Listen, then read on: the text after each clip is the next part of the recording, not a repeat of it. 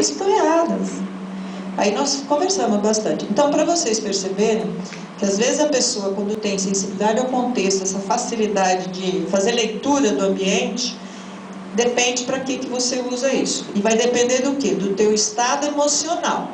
Se você for uma pessoa bem madura, uma pessoa bem resolvida, você vai usar mesmo para o bem, para fazer diagnósticos, coisas legais.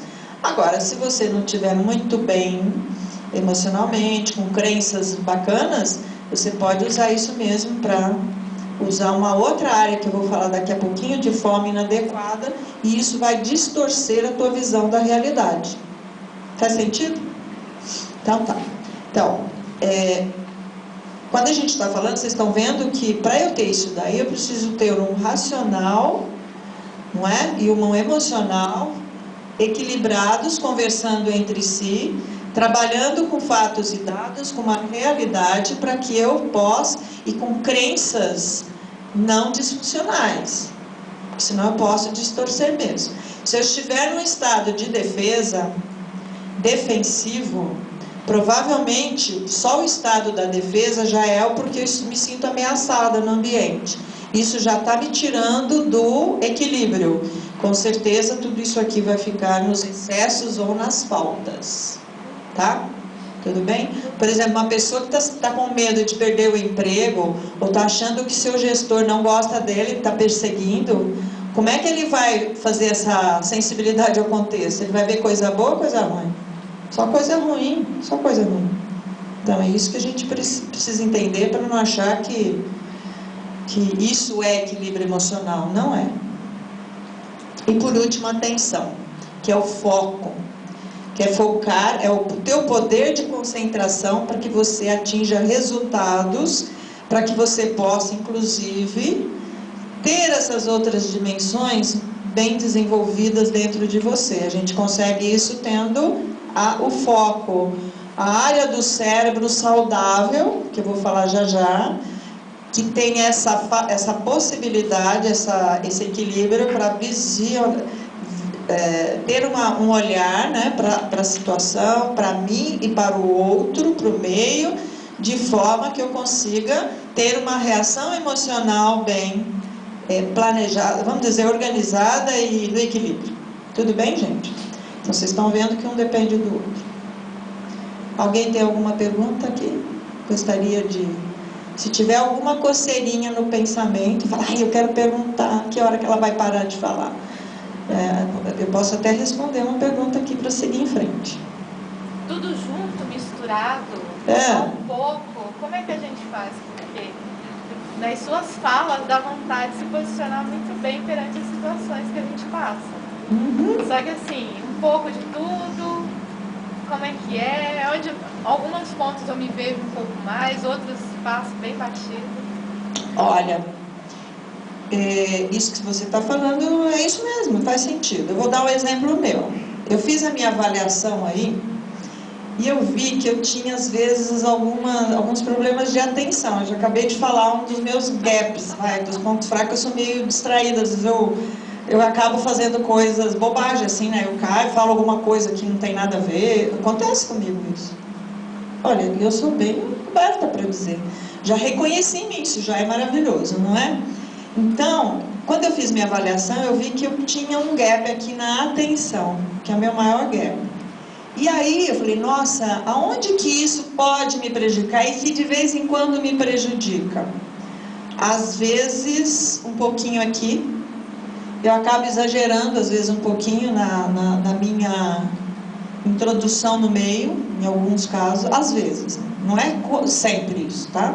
Mas às vezes eu exagero um pouquinho, aí eu percebo, como eu já venho com autoconhecimento, me trabalhando, quando eu percebo que eu estou invadindo, eu recuo. Por quê? Porque eu tenho ao mesmo tempo, eu tenho uma visão, uma percepção do outro muito boa. Então, isso me dá meu equilíbrio, tá? E é isso que você vai entender com você, tá bom? A gente vai vendo aonde que eu preciso melhorar. Tudo bem, gente? Então, vamos lá. Bem, vou rápido. Afinal, o que é o emocional inteligente? É isso. Tudo que nós falamos usar a tua razão. O nome do livro é Emocional Inteligente, como usar a razão para equilibrar a emoção. Que é exatamente isso aqui, olha, vocês conhecem, provavelmente, a maioria que está aqui já sabe disso, não é? Quando a gente está falando de inteligência emocional, muita gente já tem domínio, tem outros que sabem menos, mas é isso mesmo. As minhas descobertas, minha caminhada foi reforçando esse conceito que não tem como, a primeira coisa é você reconhecer, é aceitar. Olha, nós sabemos disso, eu sei, todo mundo sabe, só que a gente não faz isso. A gente fica fugindo, a maioria das pessoas, você vê dentro das empresas, vocês são de RH, as pessoas não querem assumir, vai receber um feedback, a pessoa fica se defendendo o tempo inteiro, não sabe receber feedback.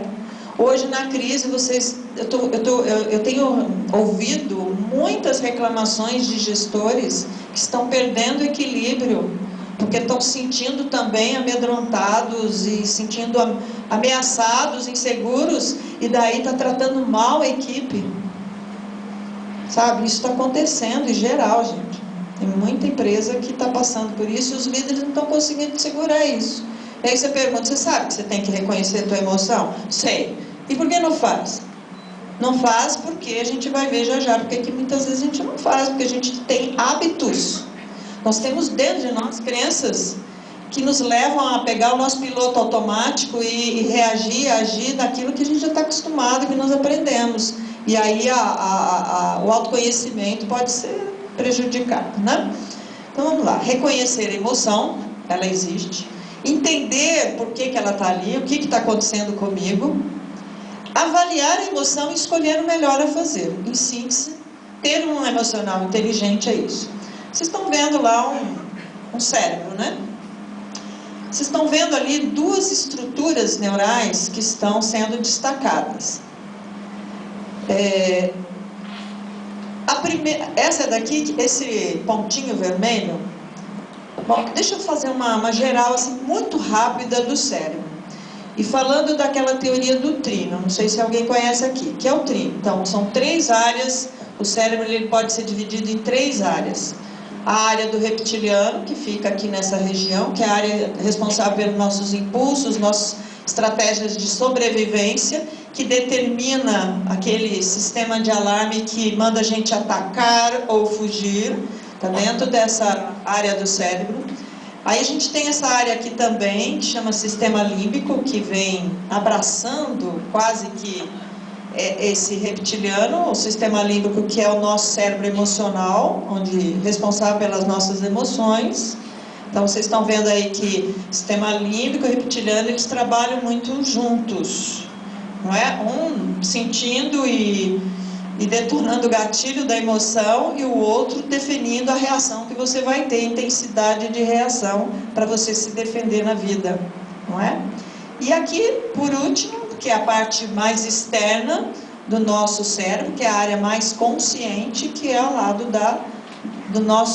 a parte do cérebro de uma corte cerebral, que é a área do pensamento, a área do racional. O cientista diz o seguinte: quanto mais, as partes que estão mais no externo são partes mais conscientes. Quanto mais lá nas profundezas do cérebro, lá no miolinho, lá dentro, mais inconscientes. Ok, pessoal? Bom, então vamos lá. Com esse conhecimento, nós vamos dizer o quê? Que usar a razão é usar essa área do cérebro. Vocês estão vendo aí?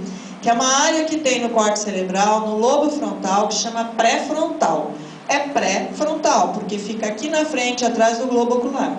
É uma área muito pequenininha, é a nossa mente consciente, é a nossa memória executiva, é uma área extremamente importante, é o general do cérebro, é o nosso comandante, que se você tiver uma boa relação com essa área do teu cérebro, você consegue ter uma boa administração, uma boa gestão de emoções.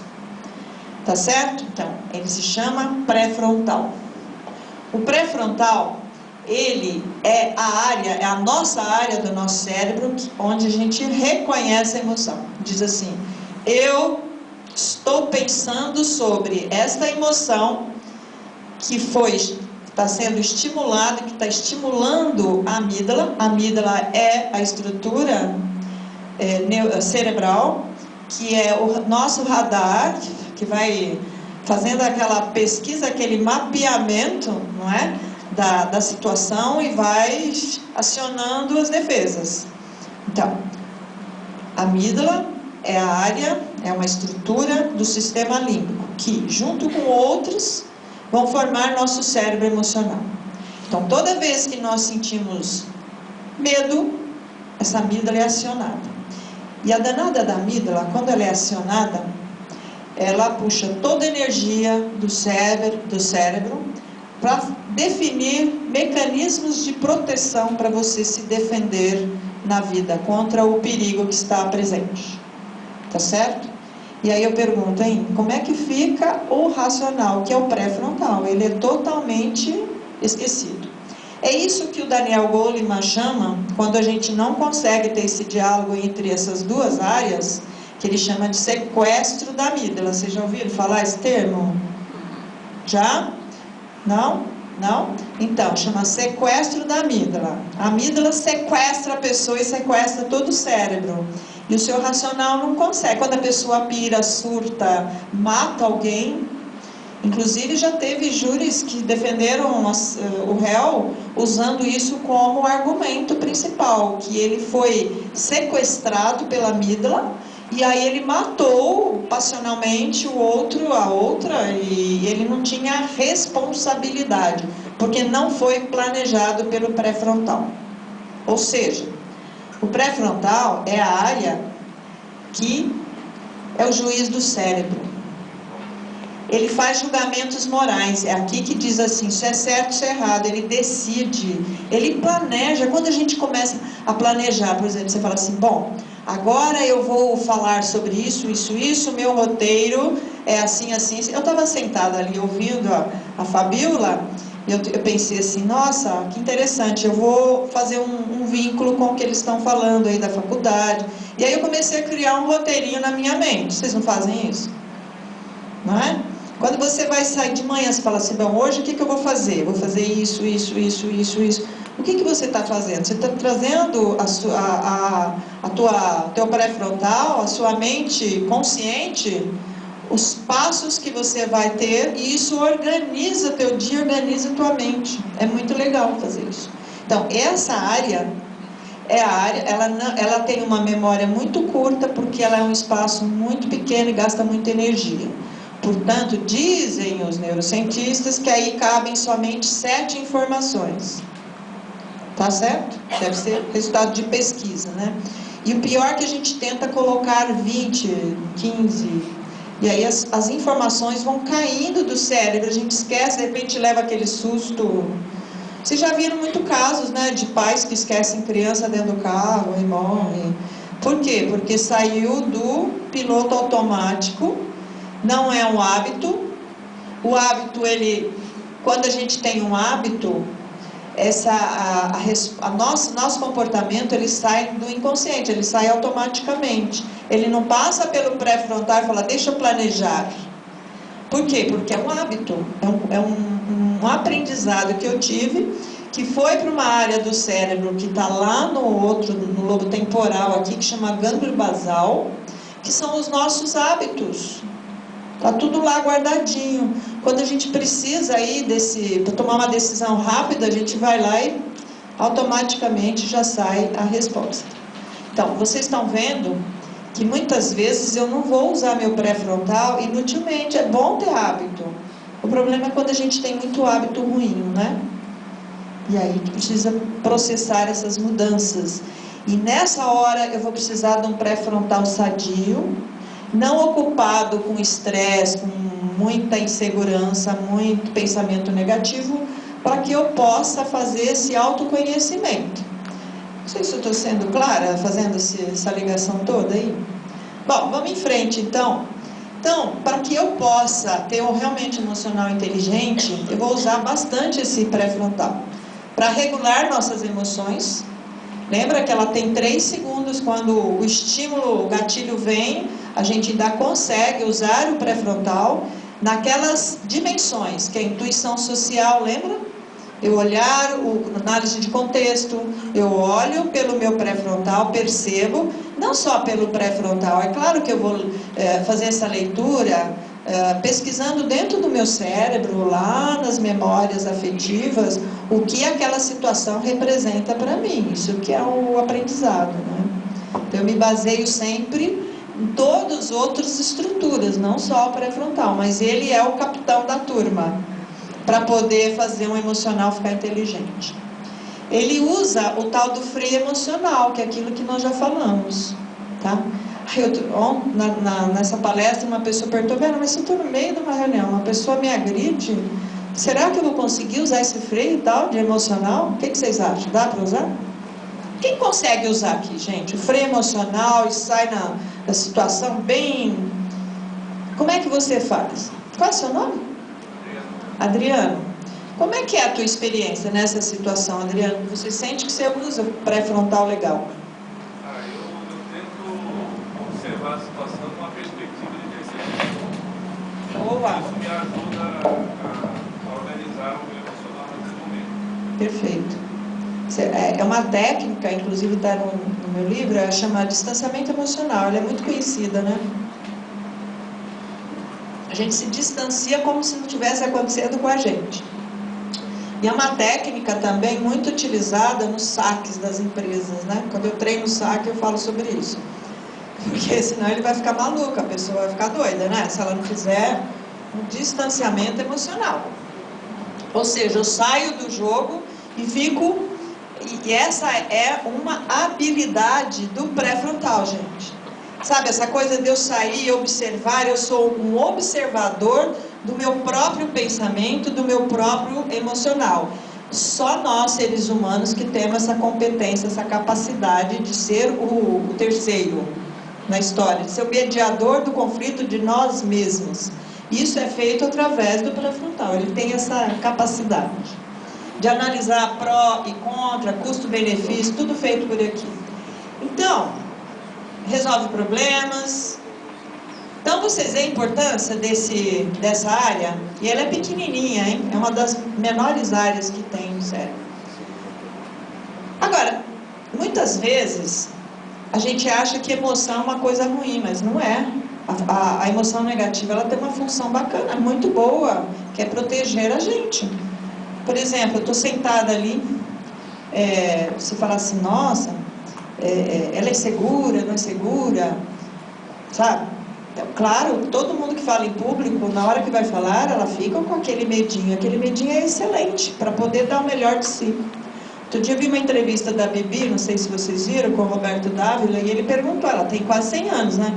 Ele falou assim, você ainda sente medo quando você vai para fazer uma peça? Em que momento você sente mais medo? Ela falou, quando eu estou lá na coxia, né, que fala? Lá eu sinto muito medo, mas depois que eu entro, nossa, aí eu esqueço, me entrego, e aí eu fico bem. Então, para vocês verem, ela falou, e para mim é muito bom ter esse medo, é isso que faz sentido para a nossa vida. Gente, emoção é que dá sentido para a nossa vida. Se a gente não tivesse emoção, seríamos pessoas lobotizadas, né? Sem emoção. O medo, ele nos avisa do perigo, isso é muito bom, que a gente se prepara, estuda para fazer uma boa apresentação. A tristeza também é um sinal de que você está perdeu, isso ajuda. Inclusive os estudiosos mostram que nós aprendemos também, tanto nós aprendemos e nos tornamos mais felizes pelo esforço de alcançar desafios, como a gente também aprende pelo sofrimento. Isso nós vamos desenvolvendo dentro de nós, através do sofrimento, a resiliência, de verdade. Existe uma diferença, não é viver sofrendo, mas é viver a dor em umas circunstâncias e você se torna mais resiliente. E a raiva significa invasão mesmo. A raiva é fantástica, né? Porque tem pessoas... Outro dia eu estava falando com uma pessoa que está dominado pelo medo de perder. Aquilo foi me deixando tão... E aí ele fica passivo, essa pessoa. Ele fica com medo da perda e não faz nada. Eu cheguei para ele e falei assim, escuta, por que você não fica um pouco com raiva, hein? Fica com raiva. Aí ele me olhou assim e falou, mas por que eu tenho que ter raiva? Eu falei, você tem que ter raiva, cara, você precisa fazer alguma coisa, se movimentar. Porque a raiva, ela movimenta, ela é uma energia para fora, e o medo é uma energia para dentro, te bloqueia. Então a raiva é legal, às vezes, se você souber trabalhar, é bom, né? E ele ficou com raiva, eu fiquei cutucando, ele foi ficando com raiva. Em compensação, a emoção positiva é fantástica, porque ela dá um reforço internamente para nós. Ô, gente, o nosso cérebro, ele funciona de forma... toda vez que uma pessoa coloca em funcionamento o circuito... Deixa eu ver se eu coloquei aqui. É esse aqui mesmo, deixa eu falar para vocês. Esse aqui é o circuito da recompensa, tá? O que é isso? Esse circuito, ele está dentro dessa área que vocês estão lendo aqui, do núcleo accumbens, um nome complicado, mas é a área que toda vez quando ela é acionada, essa área toda, esse circuito, o nosso organismo, ele secreta dopamina. A dopamina é um hormônio que, junto com a adrenalina e a serotonina, coloca você em ação, você age, você sente que valeu a pena, está valendo a pena. E se eu usar meu pré-frontal juntinho, porque ele vai até o córtex pré-frontal, o pré-frontal ajuda o quê? A focar. A gente fala tanto isso dentro da organização, né? E muita gente entende, muitos líderes têm um conceito de que você não pode desenvolver coisas, dar reforço positivo para a equipe, porque senão eles não vão melhorar. Eu já vi líder, gente, falar, vocês devem ter ouvido também, né? Vocês são consultoras aí, líder fala, não, se ficar elogiando demais, ele não vai se desenvolver mais. E tem muita gente que ainda acredita nisso, que não pode. Meu pai acreditava, mas meu pai é da outra geração, e foi assim que ele educou a gente. Não pode dar muita confiança para a filha, porque senão eles aproveitam. E assim vão, muitas crenças limitantes que estão presentes ainda hoje, guiando o comportamento de muitos líderes que acreditam o contrário disso aqui. E a ciência, a neurociência veio provar o contrário. Cara, você tem que reforçar, você tem que reconhecer as pessoas, porque isso vai aumentar o equilíbrio emocional. A pessoa vai acionar esse circuito da motivação, que é o circuito da motivação, e ele vai entregar melhores resultados, ele vai ter muito mais energia e vai usar mais o seu potencial. Então essa é a teoria, é o que a neurociência descobriu, que quando você reconhece uma pessoa, a pessoa fica mais motivada, com mais vontade de atingir mais desafios. Olha a importância que tem o reconhecimento nas relações de trabalho, e muita empresa não percebe isso. Pelo contrário, ao invés de estimular agora as pessoas para novos desafios, para esse circuito aqui ser ativado, faz o quê? Aciona o sistema límbico, não é? Com ameaças, colocando as pessoas com medo de perder o emprego. E aí vocês viram, pessoas com medo fica com o sistema límbico totalmente ativado, e esse sistema de recompensa não tem espaço. Não tem. Pelo contrário, aqui eu aciono os hormônios que fazem esse circuito ser ativado no nosso cérebro, e a gente encontrar prazer no que está fazendo, e sentir realizado, motivado, cheio de energia. E isso diminui o nosso estresse emocional. Isso leva a gente a ter vontade de ser melhor. Em compensação, quando eu estimulo o sistema límbico, com ameaças, com uma cobrança inadequada, falta de informação, deixo pessoas na incerteza dentro da empresa, as pessoas vão ficando sob ameaça, e o que vai acontecer? O organismo fica mais dominado pelo estresse do cortisol e alguns outros hormônios, e o pré-frontal fica totalmente doente. Sabe por quê? Vamos em frente. Eu queria mostrar um outro slide, que eu pensei que fosse aparecer aí agora, mas quando eu aciono, mas vai aparecer mais para frente. Quando o meu comportamento, eu aciono mais o sistema límbico, para a pessoa ter medo, e eu achar que com isso ele vai produzir mais pelo medo, isso desenvolve dentro do nosso pensamento, o pensamento negativo. E o pensamento negativo, ele vai ocupar o nosso pré-frontal com o quê, gente? Com conteúdos produtivos ou conteúdos de defesa? Claro. Aí aquelas 6 dimensões que eu falei para vocês, do Richard Davidson, todos eles vão entrar em colapso. Porque agora meu pré-frontal, que é a minha mente, que eu presto atenção no ambiente, faço análise de contexto, sensibilidade social, que me dá resiliência, enfim. O que vai ter lá? Preocupação, e minha cabeça vai ficar sempre na vigília do ambiente, para ver se vai acontecer alguma coisa ruim comigo. E aí eu fico na defensiva, perco a minha assertividade. Tudo bem? Quando eu dou curso de feedback, a minha abordagem é essa. Porque todo mundo sabe dar feedback, não dá mais. Não adianta ensinar as pessoas, os líderes, a darem feedback, porque eles já sabem, já fizeram vários cursos e parece que não aprende. A gente, na hora que vai dar o feedback, não consegue dar direitinho, ou não dá. Por quê? Porque está na correria do dia a dia, essa crise danada. Que feedback o quê? Agora eu tenho que sobreviver. E aí esquece de ter um grupo comprometido, fazendo o trabalho do reforço positivo, da correção de rota, mas de uma forma respeitosa. Faz sentido para vocês tudo isso?